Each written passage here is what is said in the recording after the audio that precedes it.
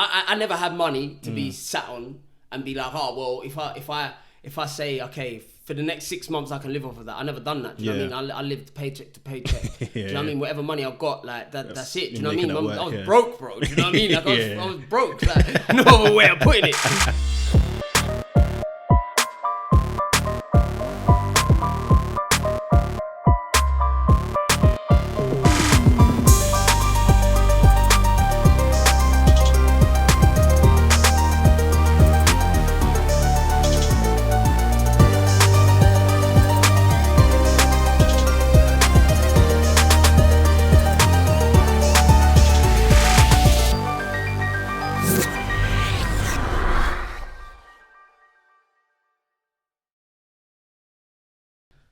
What's going on, people, and welcome to the Blackprint, providing aspiring black entrepreneurs and business owners the blueprint to get your success story started.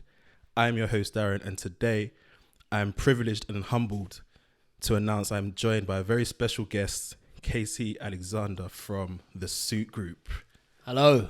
Welcome. Thank you. Thank you very much for having me. Listen, thank you very much for agreeing to be a part of this. I appreciate that, man.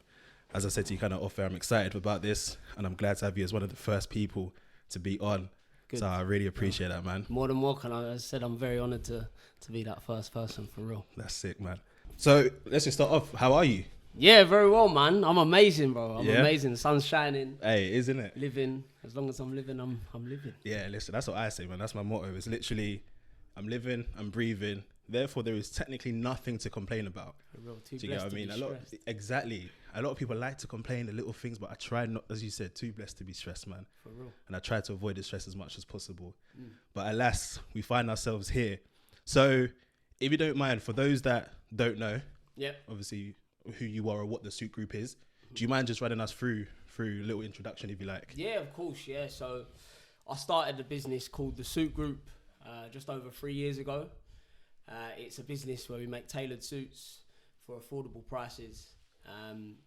We've got about 350 clients across the UK.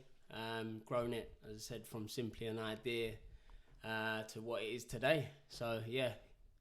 Nice. Yeah. No, and I mean, I think I just recently changed my WhatsApp display picture to Lewis Hamilton, who this weekend won his 7th World Championship. But prior to that, my picture was me in a Suit Group suit. Yeah. I don't know if you picked up on that, but in my display picture, I was wearing the suit that you made for my cousin's wedding back in, when was it now? October last year? Yeah, it was just about a year ago. Yeah. I can vouch for the suits. The suit was sick, man. No, thank you, man. I'm glad. Did you know what I mean? You're actually one of the clients as well. Do you know what I mean? And now I could actually be one of your clients. Well, there you go. And then also I clocked that our pictures on the front of your website. Listen, you boys look sick, man. You boys, that's like a model photo right there. And I don't know who it is. The little man like that doing a dab. Hey, look sick. Yeah. You know. Nah, that's But well, thank you for that. I feel privileged to even be on the front of the website. Unfortunately, I haven't had any calls for the modeling agencies or anything like that yet. But I mean, it's coming. Don't worry about that. It's coming. But hey, all right, cool. So let's obviously kick off. The idea of this is obviously to understand your story, how you started the business, etc. Obviously, the idea is to kind of, as the kind of tagline suggests, inspire kind of black people to go out and start businesses for themselves, right? And so my idea with this is to kind of interview people that have been there, done that, and to kind of share their stories to motivate and inspire the next generation, or even older people to start their businesses, right? So take me back to where it all began. So the business is how old? Just over 3 years. Just over 3 years, yeah. So let's say 3.5 years ago then. Yeah. Where was Kasey? What was he doing? What was life like? So I was working in advertising. I've always worked in sales roles my whole career.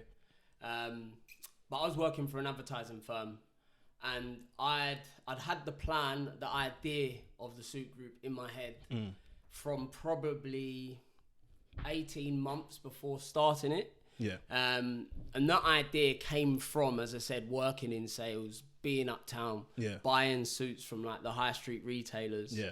And I came up with an idea because I was going to a red carpet event. It was actually the British Film Awards event. and I was like, right, it's a big event. Let me go and get a nice suit for it.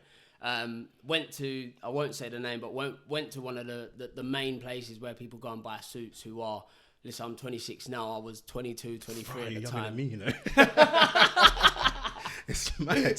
For clarity's sake, I know I got the bald head. When this goes on YouTube, people are going to be like, right, how old is this guy? They'll be thinking, it ain't that much of a surprise. You got the bald. I'm 28, turning 29 in a month, actually. But sorry, go on. And it was, they have like their sales section where you could probably pay like 100 quid for a suit. Still look good, but then they have like their nicer sections. So I thought, all right, let me get, actually, this is a good event to go to. Let me actually go and get a nicer suit. And then I picked up a suit, say it cost like 250, 300, picked it up, then went to the girl behind, and I was like what colour tie and what colour shirt should I wear with this? Yeah.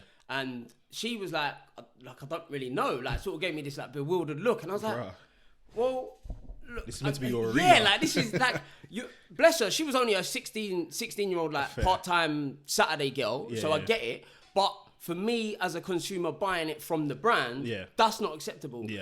If I'm dropping £200-300 on a suit as a 22, 23-year-old, that's a lot of money. That's a lot of money for any age for a suit. Do you know what I'm saying? So it was like, I sort of expected that service and didn't get it. And then the worst thing about it is, I mean, any suit that you buy off the rack, I've got say bigger thighs, so I have to go and get it tailored because it's like a parachute round the bottom. Do you know what I mean? I don't like that. I like looking sharp. I want my suits to look good, feel good. You're looking pretty sharp today, I must say. Oh, thank you, man. Thank you, man. This is one of my new suits. I'm like buzzing with this one. The lining on it. Are you about to show the camera that one? Look at that. What? The faces on it. Nah, that's mad. Yeah, that's mad. This is what's possible at the suit group. Hey, for real. At great prices as well, man. Innit? So yeah, and anyway, so I got the suit tailored to fit me properly, which was another, say, 50 quid, 100 quid. Then I turned up to the event and saw 3 other people wearing the same suit. And I'm like, that's just not, it's just not, do you know what I mean? It's not what I want. If I'm dropping, as I said, that much money on it. So yeah, that's, as I said, where the idea came from, like for me. And it was a case of, I don't have 2-3 grand to go to Savile Row. So it's not as if like it's a new model or anything like that, but all it was is it just isn't accessible for the many. So for me, as I said, that's where the idea came from. And as I said, I was working in sales. So it was a case of, look, I was working my full-time job, making comms there to then fund the business. And then I was getting like tailoring lessons around like alterations and that sort of thing. But I've got a family friend who's a tailor who was the person who was teaching me. And then, as I said, it was a case of like just going from there. Building it, getting our first clients on board. Just about sales. That is the first and foremost thing for growing the business, is all about income, revenue. So that was that. That's crazy, man. Because I mean, my next question was going to be kind of, especially how you put it, kind of, you went into a shop. Okay, you was working in sales, but it wasn't kind of anything to do with suits or tailoring. So you've gone in, you've kind of seen what you didn't like about something. Like how, I mean, my question was going to be, how do you get the knowledge to even go into an industry that you're not aware of? But if you knew someone that worked in there. Do you know? Yeah, well, so it was like, as I said, it was a family friend who was a tailor, who is a tailor. He now works, Rashid, great guy, works for the business now. Do you know what I mean? But like, he was just a tailor. He didn't influence me in any way or anything like that. I just, as I said, it was from my experience of buying suits that, as I said, I saw there's a huge problem there. Like every time I bought a suit, I was annoyed. Do you know what I mean? Like, like seriously annoyed. Like I'm standing in shop sweating because I've been there 15 minutes holding a suit, trying a suit on. Do you know what I mean? And like, it's just long. I didn't want that. Do you know what I mean? So as I said, that was where the problem, and I thought I found the solution to that problem. So that was how it was a case of, right, let's get started with this. Let's put a business plan together. Start working and coming up with the ideas and the thoughts behind how this is going to work. And so, obviously, kind of as mentioned, you were kind of venturing into a world that you weren't particularly familiar with when you made the decision. So at that point, did you not have any kind of feelings of, I guess, maybe self-doubt, any or kind of anxiety over the fact that you had a lack of particular knowledge to go into business? Because I feel like learning something and then deciding to go into business on it are two different things. I think this probably comes down to my experience in my career, my working career, should I say. When I was 17, 18, I was working at Waitrose as a delivery driver. Okay. But I was 17, 18 doing it part-time, left football, that I was the team that I was at, left there to go there full-time. And I was working with people who were, say, 30, 35. Yeah. With degrees and everything. And I'm like, well, I'm 17, 18. No disrespect to them whatsoever, but it's like, I'm 17, 18, and you're 30, 35 with all your degrees and everything. And do you know what I mean? I'm starting off, but we're doing the same role. Yeah. So for me, it was like, right, I don't need to have necessarily what they have, which was the classic success story is go to uni. Yeah. Do you know what I mean? Leave school, go to uni, get a degree, get a really good job, that sort of thing. And I was like, well, no, it doesn't have to be like that. So, and as I said, my way was, all right, cool, work a delivery driver, then get a sales job, and then work my way through sales. Yeah. Then start a business. So for me, it wasn't even necessarily going into tailoring.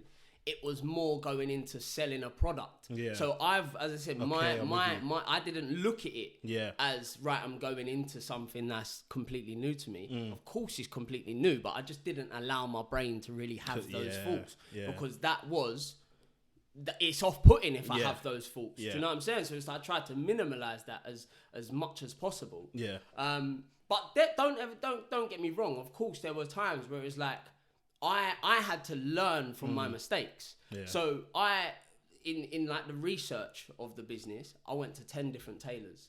Yeah, and it's quite interesting because I went to 10 tailors.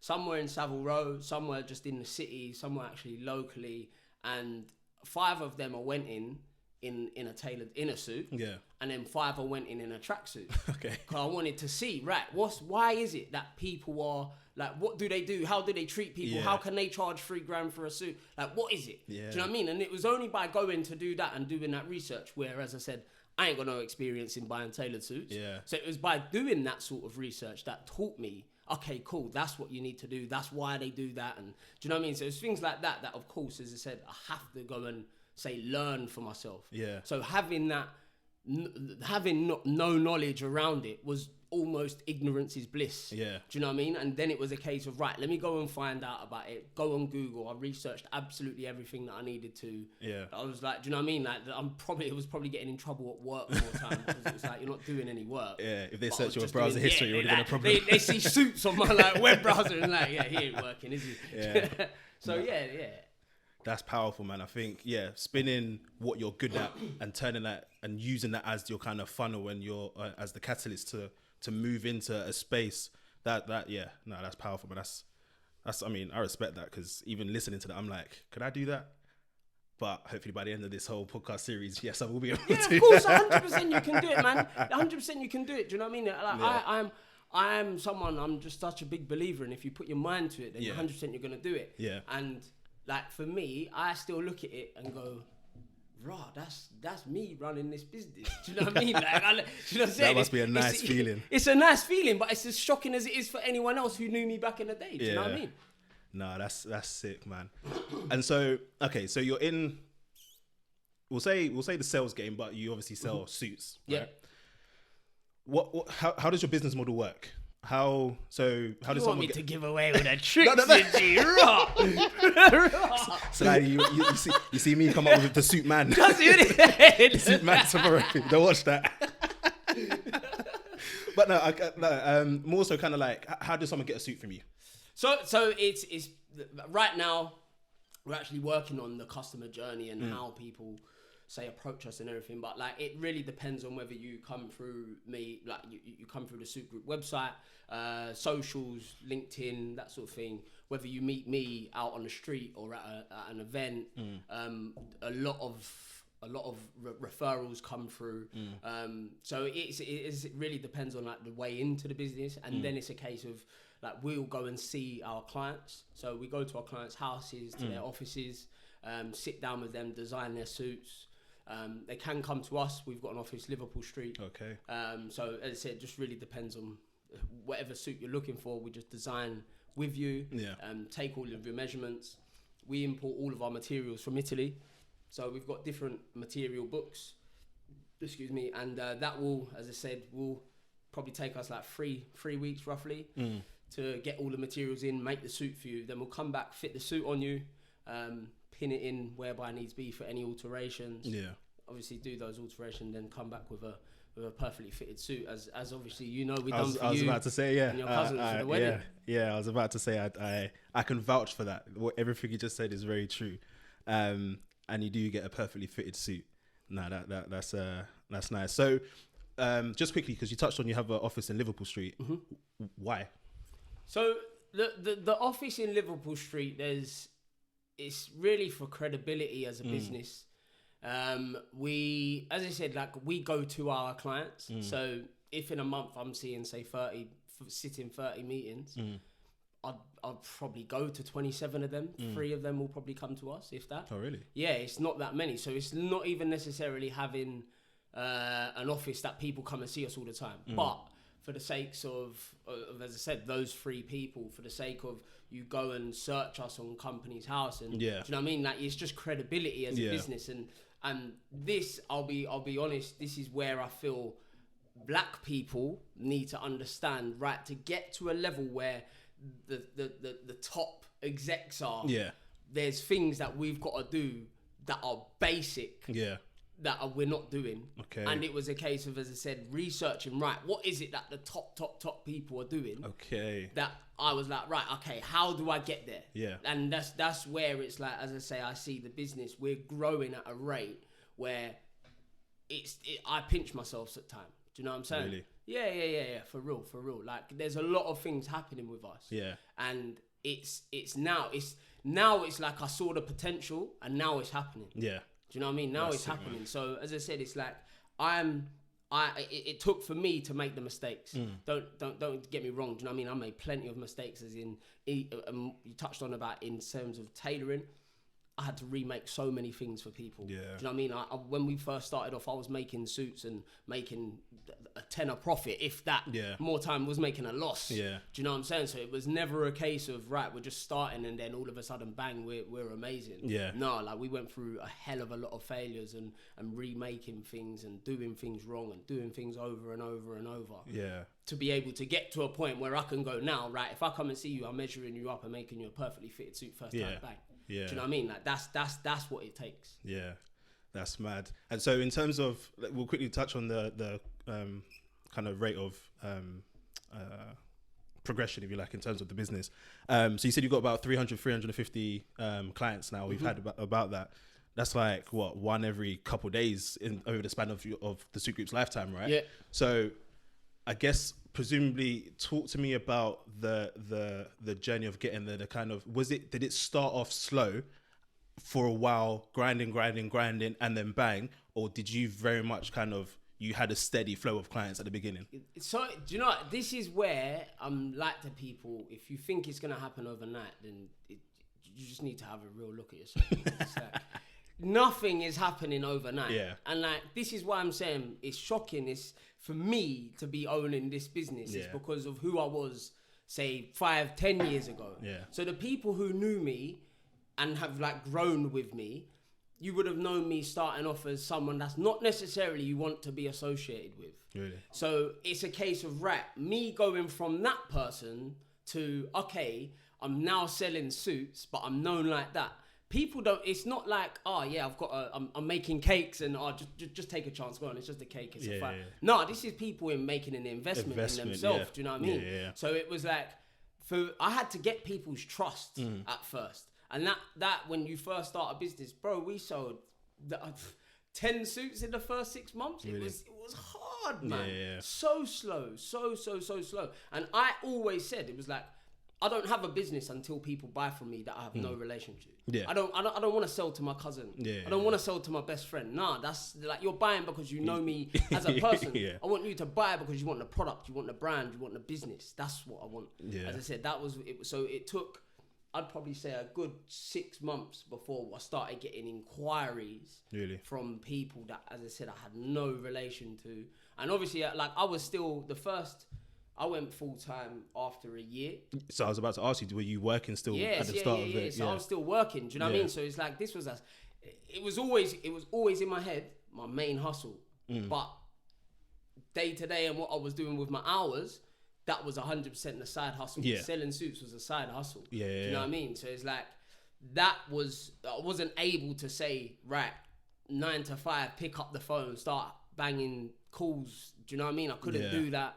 Couldn't do no like email campaigns because it was like, I didn't have any emails to send them to. Do you know what I'm saying? Like, so it was a case of just slowly building. Right, okay, cool. Then we used like, I remember when we got our first wedding. Yeah, and like the first wedding, like I was like, I'll be real, it didn't even matter about the money. I didn't even care for the money. You I'm just like, wanted to do this that. is a brother's. This is one guy's trusted you with this main thing in his life. This is such a big deal in his life, and he's trusting me with his suit on the biggest day of his life. Like that for me, like I didn't care about the money. That feeling there, I was like, wow. That was like, I want to carry on doing this. Do you know what I'm saying? So there's things like that got to a point where I was going, right, this ain't even about money anymore. This is like, I want to make people feel good. I want to make people look good. I want people going in and walking around like, see this suit? This is my suit. I designed this. Do you know what I mean? Like, when it got to that point for me, that's when I started seeing, right, money started increasing. Sales started increasing because it was no longer about making extra money. It was about, right, this is, as I said, there's something more to it. Yeah. So then after a year, that's when you went full-time, you said, with it? Went full-time with it. And then I was probably full-time for about 4 or 5 months. And then I got to the point of going, I can't keep taking the money out of the business to pay like my bills, my life, Yeah. But like, it was a case of that's not necessarily working. So I had to go back into work and then went full-time again last year. So I've been full-time since. When you first made the decision to go full-time then, what inspired that decision, should I say? Do you know what it was? It's like you always hear of people saying, you just got to take the jump. You just got to take the jump. Just got to take the jump. And I'm like, well, when's the best time to take the jump? Do you know what I mean? What is the best time? And like I never had money to be sat on and be like, well, if I say, okay, for the next 6 months I can live off of that. I never done that. Do you know what I mean? I lived paycheck to paycheck. Do you know what I mean? Whatever money I've got, like that's it. Do you know what I mean? I was broke, bro. Do you know what I mean? Like I was broke. Like no other way of putting it. And it was a case of like, okay, cool. Well, I don't really want to be carrying on with my full-time job. And it was like, it kind of happened with my full-time job as well. There was like circumstances that weren't going in my favor. Even though I was making sales and things, it was like, that's not what it just wasn't. There was no job satisfaction. I was unhappy working there. So it was like, well, there isn't, as I said, there's no best time to do this. So do you know what? I'm just going to do it. And just done it like that. It was almost like not forced into it, but it just happened like that. And then, as I said, it was just a case of just grinding it out for those, as I say, few months. And then realizing, right, like the business isn't actually, we're not the account's not growing because I keep paying for my life out of the business. So although yes, it's good and we're surviving, we're not growing. And as I said to you, it's like that's not what I want. I want to grow the business. This isn't just about money. Like I could have happily, comfortably carried on doing, but this ain't about just this ain't about money. This is about growing a brand. And that's, as I say, why I was like, all right, let me go back into it. And as I sort of made that decision, see like the law of attraction, things like that, manifest it. I started thinking it, started talking it, and then bang, I got an offer to go back and work for. This is where it's like one of the biggest advertising companies that approached me, and I'm like, okay, cool, right? Let's go back and work there. Do you know what I mean? So go back into work, So went back into work. As I say, just started.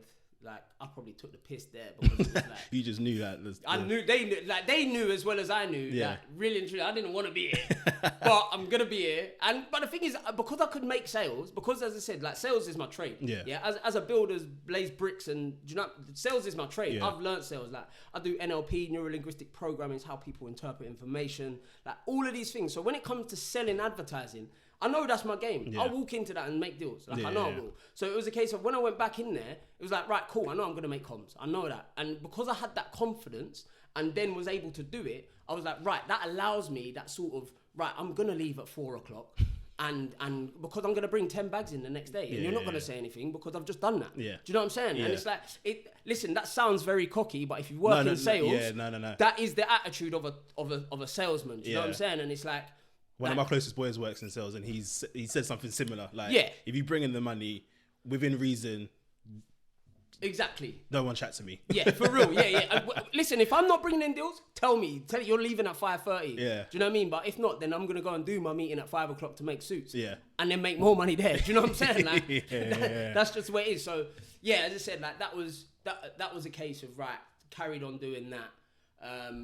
Done that for again another 6-7 months, and then I actually got sacked from that company. I swear. Yeah, it was listen, I've had more jobs than hot dinners, honestly. I'll be so real. I'll be so real. But that and then again I went full time, and then been full time for the past just over a year now. Yeah, nice. And so when you started the suit group, and obviously with the second job, for example, and obviously you mentioned that they kind of probably saw that your heart wasn't in that second job in particular, but did either or both of them know about the suit group? Yeah, so I learned from having jobs where I'd go in and say, oh yeah, I'm a tailor, like I do this and like I got treated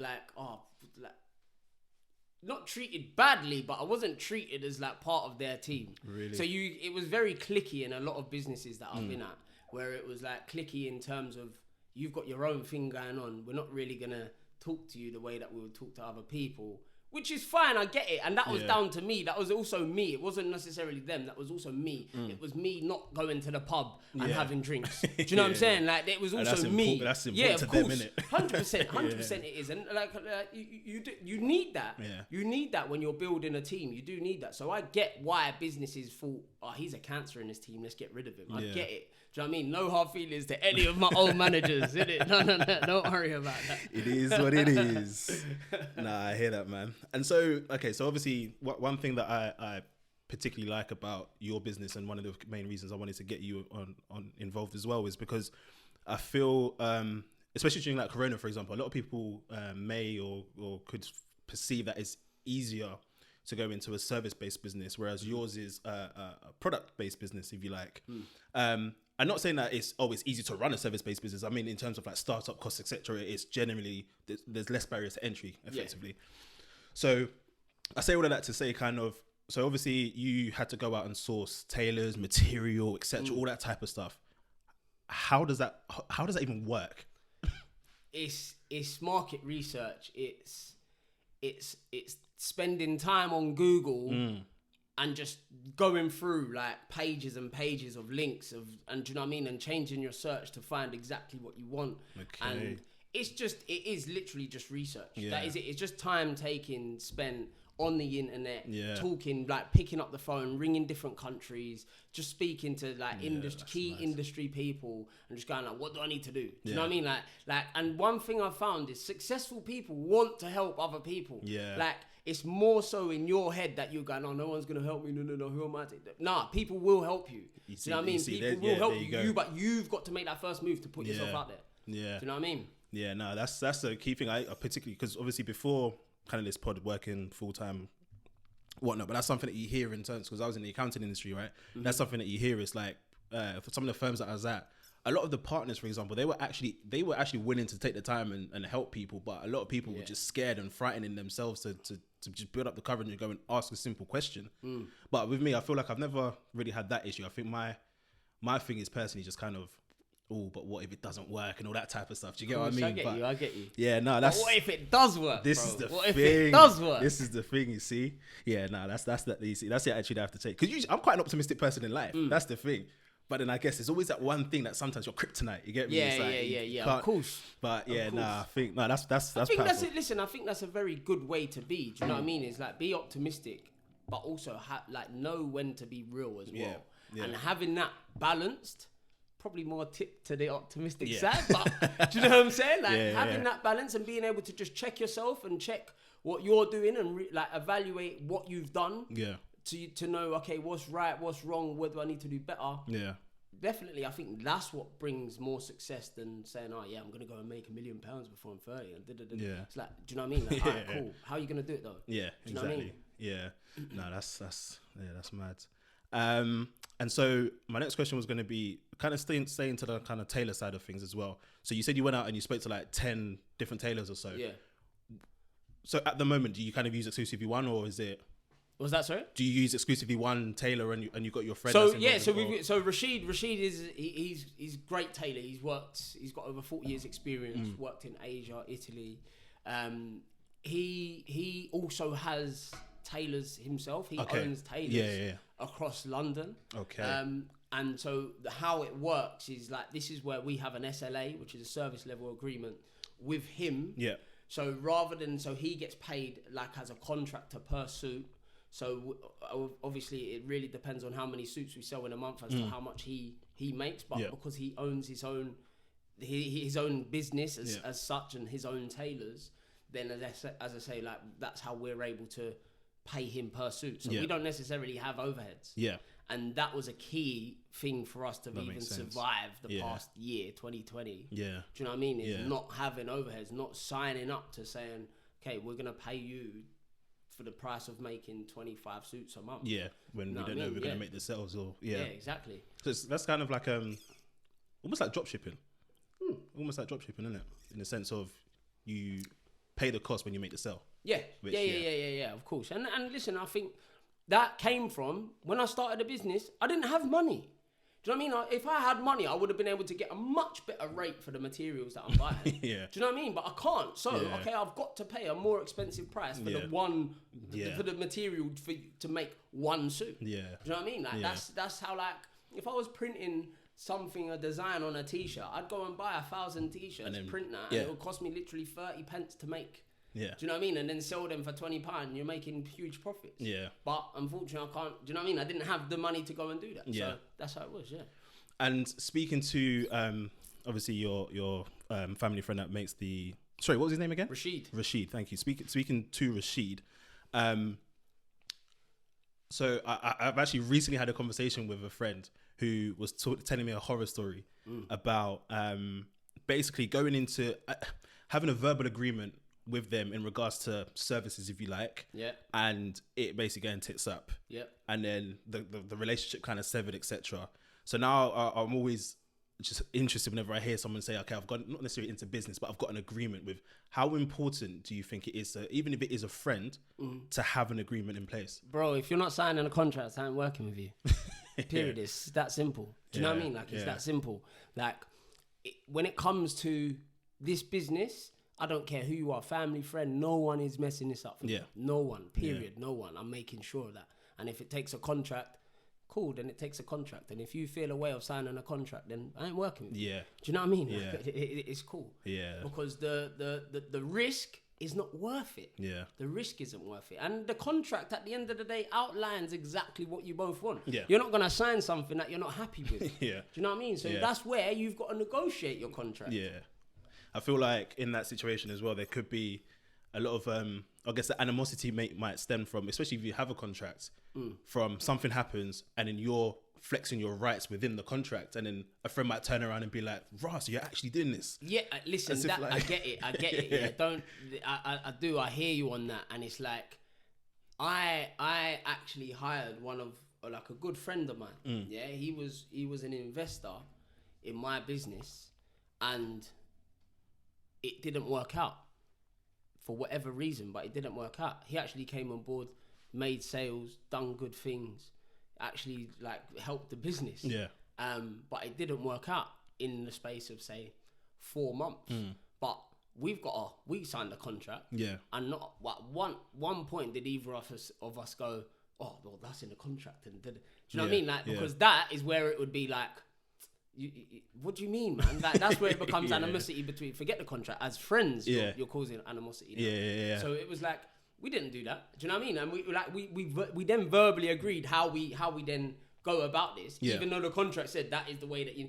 It's like, okay, cool, I get it, but it's like you've got to then within the contract still, but. Do you know what I mean? Talk that out. Yeah. Like, talk that up. Be like, okay, cool. Like, this is how I'm going to go about it. Yeah. Are you happy with that? No. Okay, cool. What do you want? Do you know what I mean? Like, that's, I think if the problems there are going to mess it up between the friendships, on a friendship level, I don't think the friendship was that strong anyway. Yeah. And I get it. Listen, I get it. How that's a very deep thing, yeah? but I like deep friendships. And I think, listen, if we're going to struggle, then I think that will make us stronger. Yeah. No, that's facts. That is facts. And that you actually mentioned something that was a nice segue into this next question, which is about investment. So you recently went out and sought funding and investment, right? I did, yes. Yeah. So talk to me about that, because I feel like that might be one area where people of our black people essentially might. I mean, I would not know where to even begin. Obviously you just spoke about kind of research and stuff like that, but I feel like the opportunities out there, particularly for black business owners, are just few and far between. Honestly, it's ridiculous how little opportunity there is for us as black people when it comes to the world of investment. Like, I literally have just raised investment and gone, my next business is going to be investment for black people, because it's just like there is a... Hey, we might have to partner up then. Listen, trust me, innit? There is a huge opportunity for people in that space. And like, my experience of raising investment has also come from when I've been selling advertising and the different products that I've sold and so on. I used to use the platforms where people would raise investment, where I would generate my leads from. So I know, right, if this company is raising £1 million, I'm calling in the next day as soon as that £1 million hits his bank account and saying, hello, I'm selling advertising. Do you want to buy it? You've got the money. Do you know what I mean? Like, so I knew about these platforms from, as I said, from my experience in my career. Yeah. Going and doing it myself is a whole new experience though. Do you know what I mean? Yeah. So like, even when I first emailed in, it was like, I didn't get a reply for like a good week. And I'm thinking, like, what is it? Like, because most of these businesses that would raise money are they're an idea. They're pre-idea. So it's on paper. There is no physical product. It's just, do you know what I mean? Yeah. But they're raising £1 million, and I'm like, how? Like, how? You ain't even got a business, bro, and you've got £1 million. Like, what the hell, man? Do you know what I mean? Like, it's nuts. Yeah. But I thought, right, well, I've got. This was just when did I start?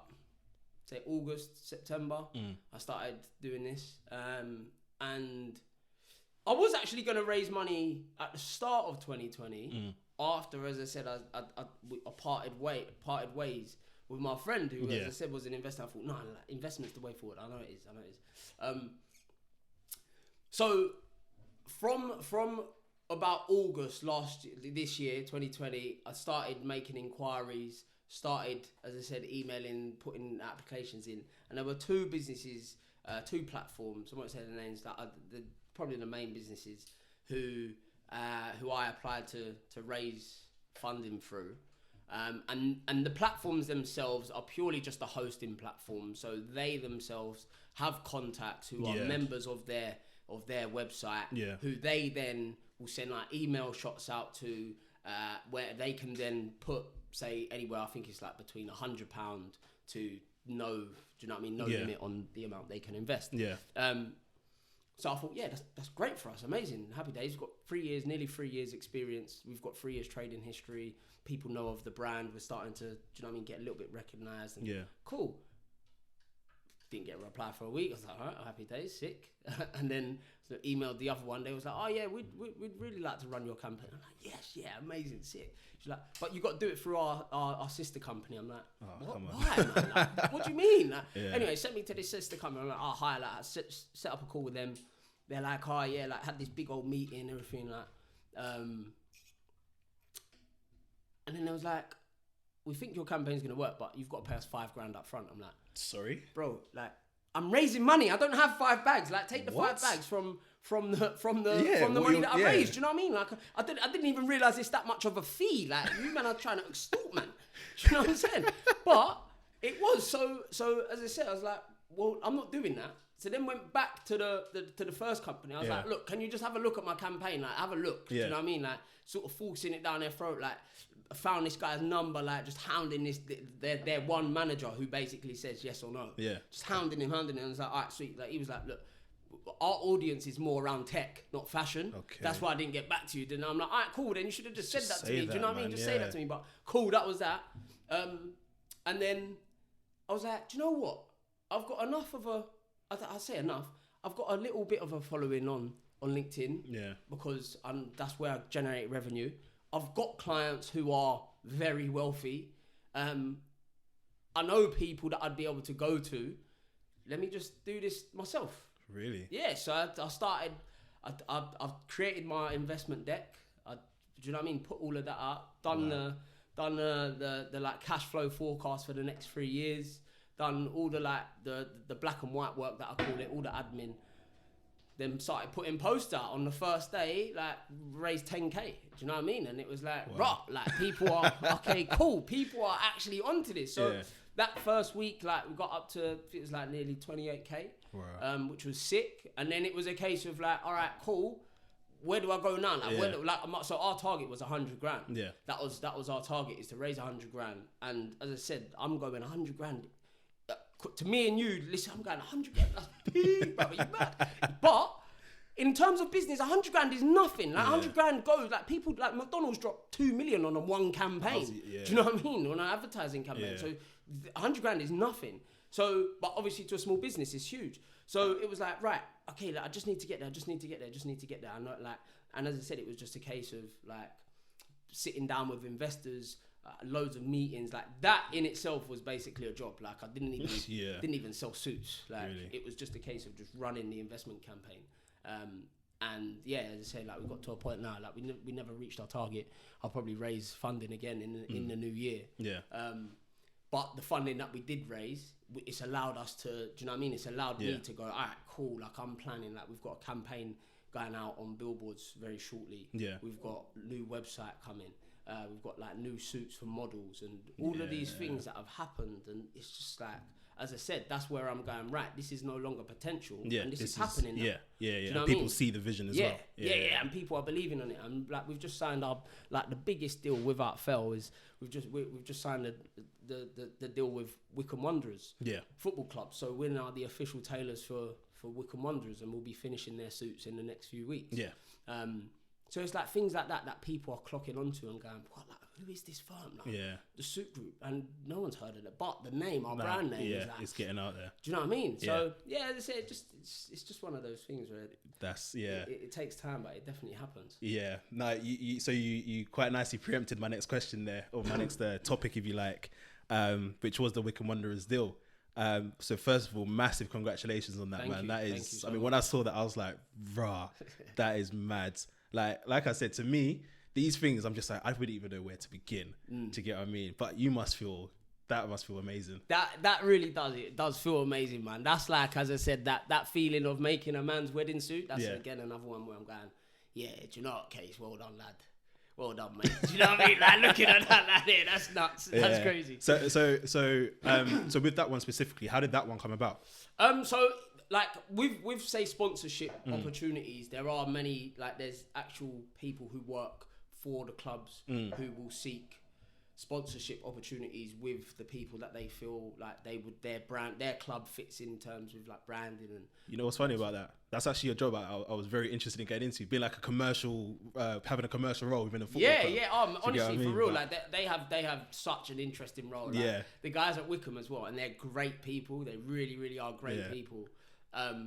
They like, their job seems so interesting, and it's like they're just literally, their office is a stadium. It's mad. Like honestly, and their manager just looks like a cool guy as well. Like the long hair, he looks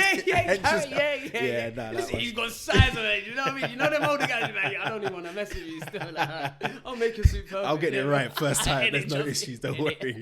But that's it. So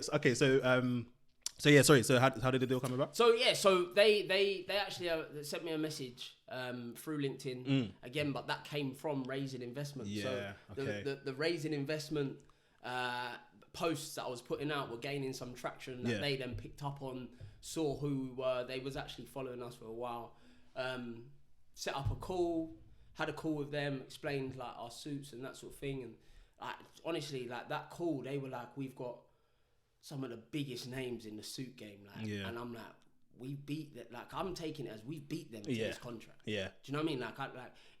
And for them, they said this ain't even about money. This is about us buying into you as a person, as a brand. They see the vision. Yeah. Do you know what I mean? And I'm like, that's exactly why I started this business. Yeah. As I said, it was not even a case of, we're just gonna become the best suit brand and just collect all the money. No, this is about, as I said, solving a problem. Yeah. Solving a problem as to why thousands of everyday men who are the people with not much money are going through this problem every time they buy a suit, and there's not one brand out there who are really, really solving that issue for these men. So it's like, as I said, because I'm able to portray that's what we focus on and that's what we do, I think they picked up on it. Yeah. And as I said, from the meetings that we've had, as I said, they're great people and I get on so well with every single one of them. Yeah. All the players are amazing guys as well. Yeah. Like it's such a great club to be a part of.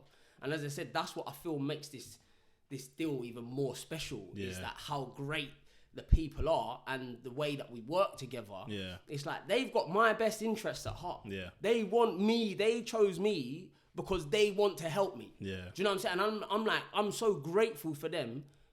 They turned down, as I said, some of the biggest names. Biggest names.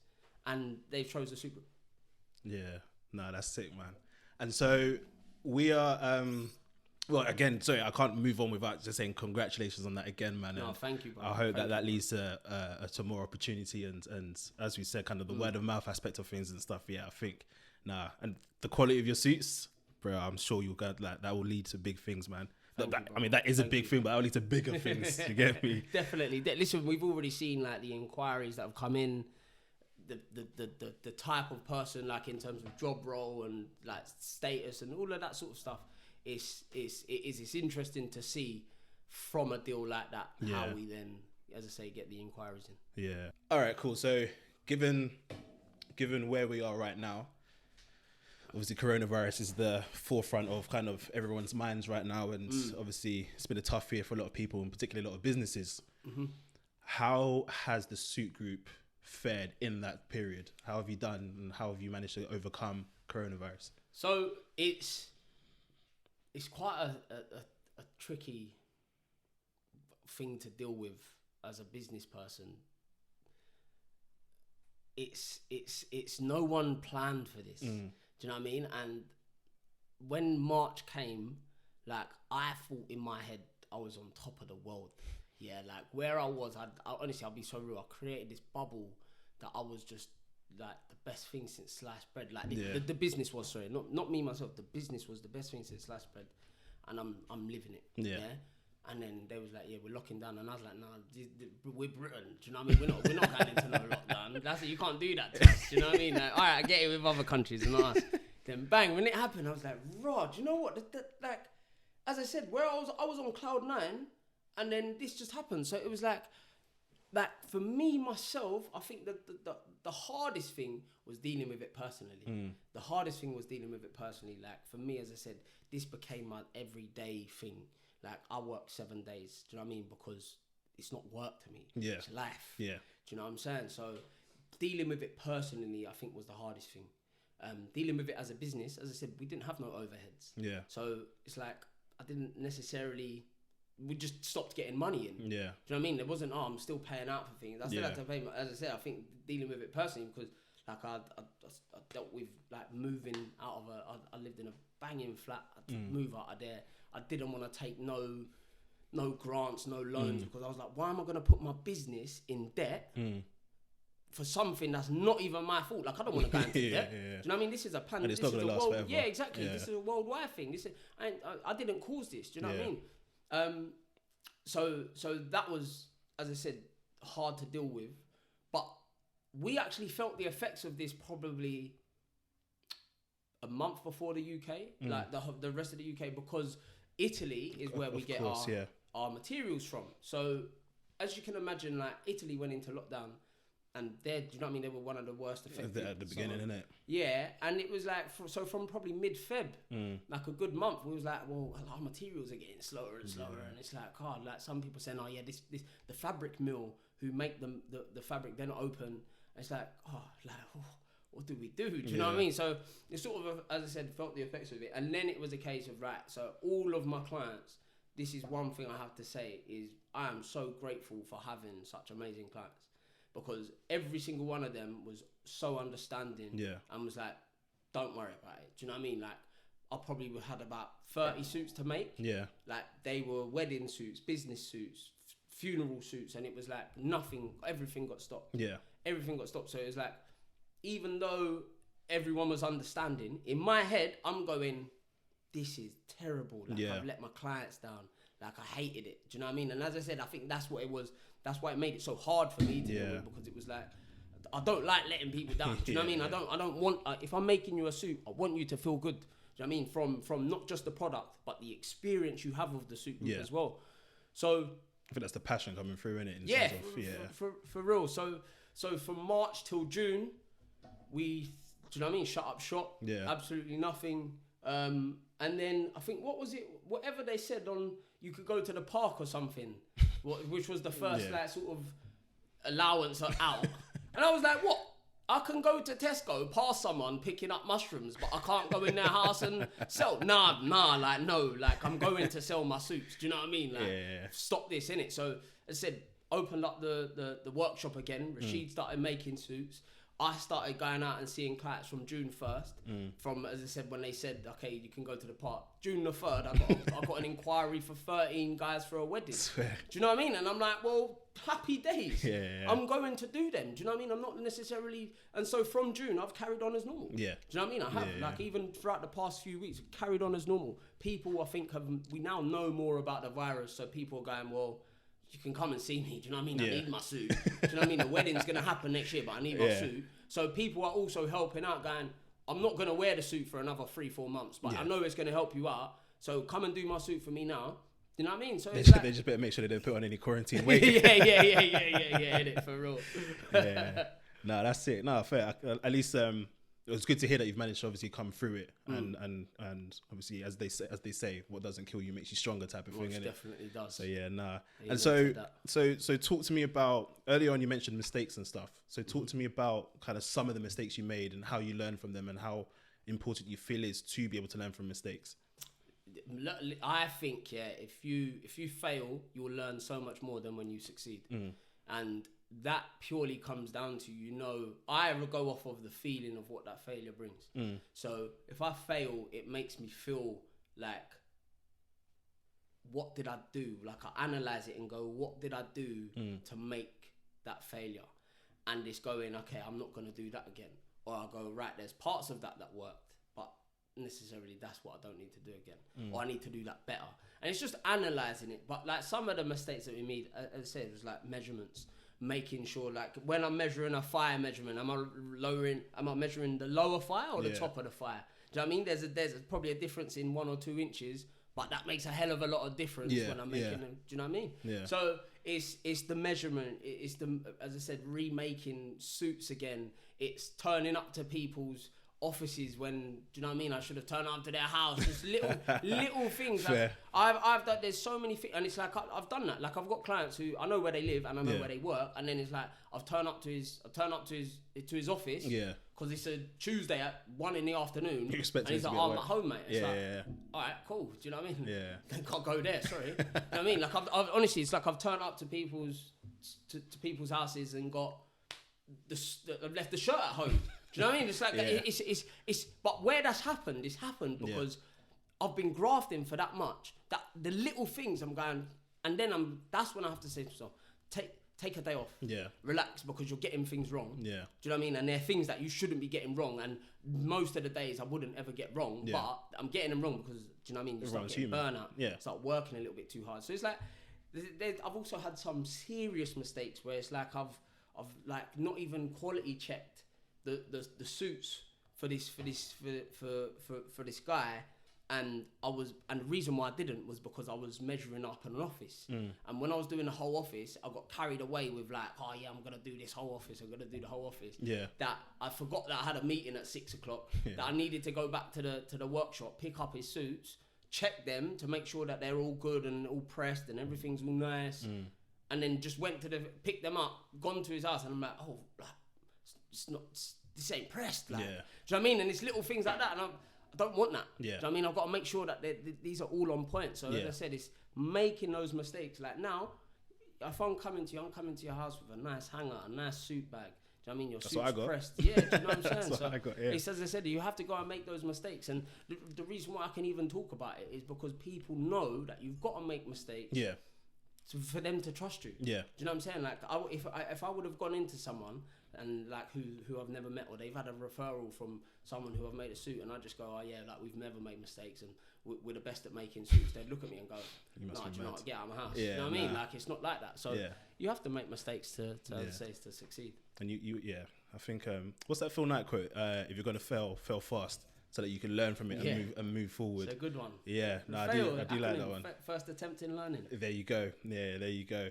And I think obviously, naturally, a lot of people have that kind of fear of failure. But as we've just mentioned, it's an important process of starting anything really, because you need to be able to move forward. Hopefully, with this pod, a lot of people learn from other people's mistakes, so they don't necessarily make their own. But I mean, everyone's going to at some point, right? So for the people listening, don't fear the failure. It's going to happen. Use it as a catalyst to move forward and project yourself forward, right? What I would say on that as well is about failing is when it comes to if we took a timeline of when you first think of an idea to say year 1, year 2, it's like on that day 1 you think that you're going to be selling red squares, yeah, and then on month 6, from failing and from learning, you're then selling red circles.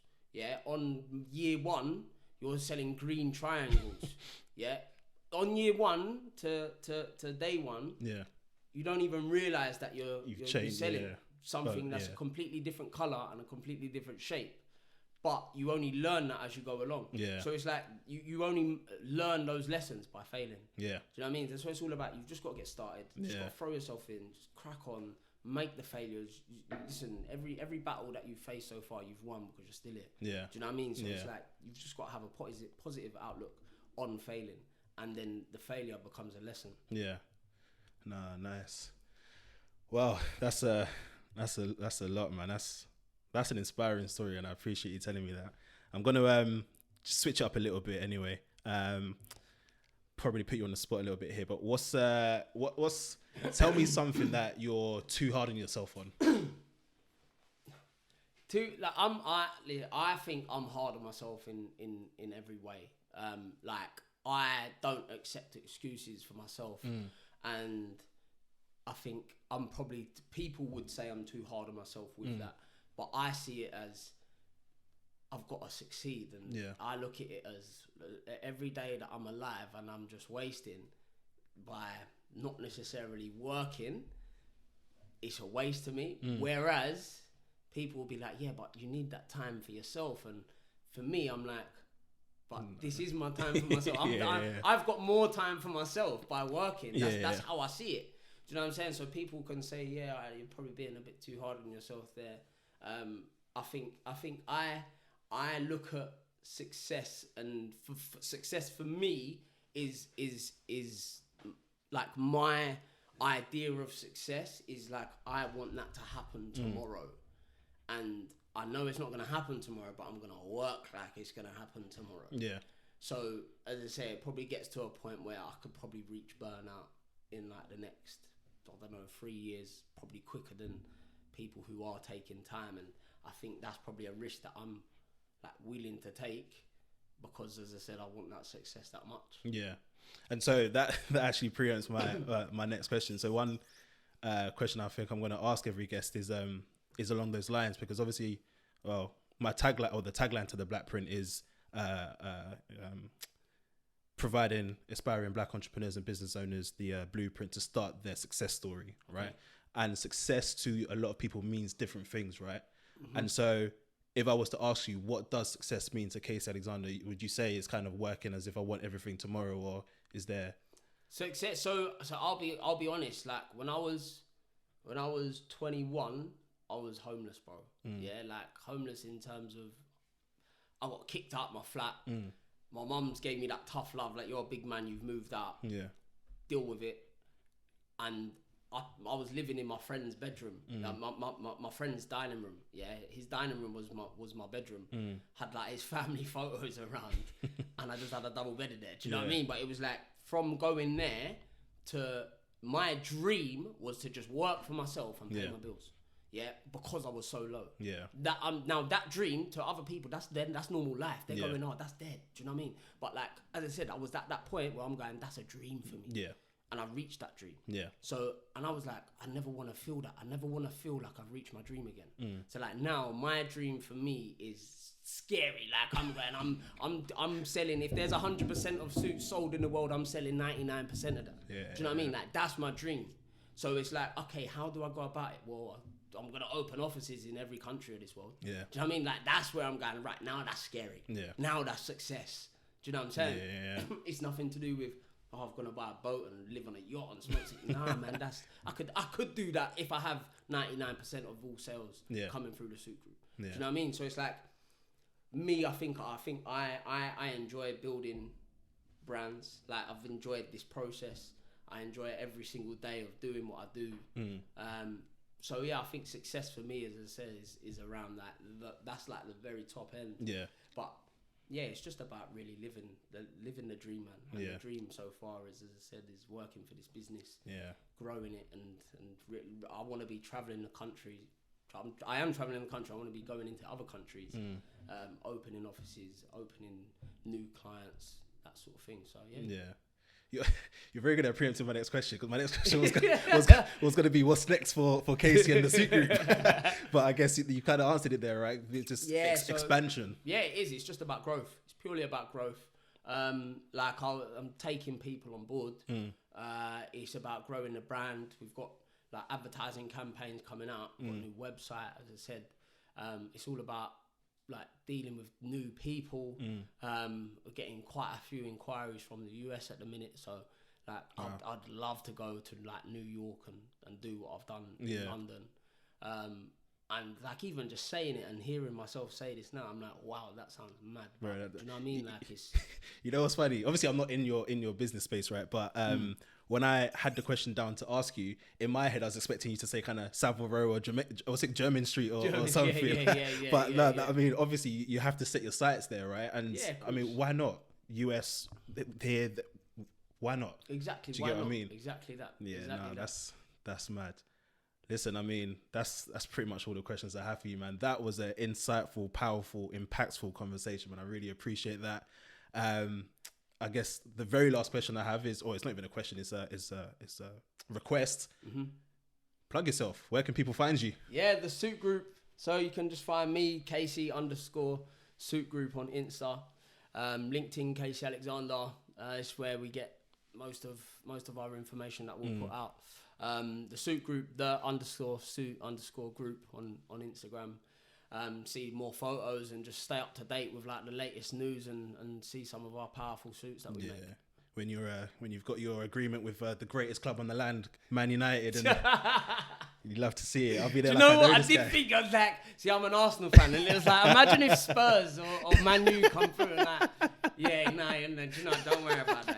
I mean, Spurs, I can understand. What's come on, man. You have to hook our boys up. Yeah, innit? Come on, man. No, but listen, Kasey, it's been a pleasure to have this conversation, man. I really appreciate that, and I wish you and the suit group all the best in the future, man. Thank you so much, Darren. It's great to be a part of this. No problem, man. I want this to continue for you. Appreciate that. Nice one. Well, guys, that's all we have time for you so far. Please, obviously, like, subscribe, and all of that good stuff on the Blackprint pods, the Blackprint on YouTube, the Blackprint pod on Spotify and all of that. And just stay tuned, man. We've got more content coming for you guys, more interviews with, or more conversations. I hate the word interviews. More conversations with great, like-minded people as Kasey. And I hope you enjoy the content. If you do, like I said, like, subscribe, and share the content. Thank you very much, and peace.